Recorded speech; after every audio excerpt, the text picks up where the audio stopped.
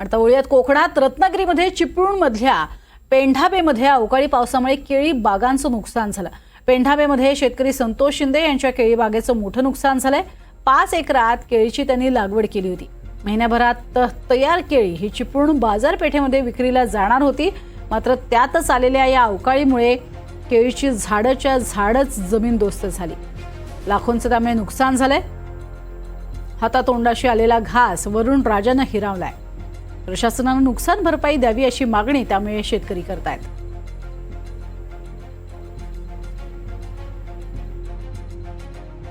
मी 10 एकरला पूर्ण सिंचनाखाली मी 3.5 एकर ऊस आणि 5 एकरला केळी प्लांटेशन केलेलं आहे. सदर क्षेत्रामध्ये मी 5,500 रोपांची लागवड केली गेल्या वर्षी आणि आता नुकताच माझं हार्वेस्टिंग चालू होतं. 1 महिना झाला हार्वेस्टिंगला आणि सदर ह्या 1.5 ते 2 महिन्यांमध्ये पुढचं हार्वेस्टिंग होऊन माल निघणार होता. परंतु 3,500 ते 4,000 रोपांचं माझं नुकसान झालेलं आहे. पूर्ण झाडच कोलमडून जमीनदोस्त झालेली आहेत. तरी याबाबत मी कॉन्टॅक्ट केलेला आहे. पंचनाम्याचं काम चालू आहे.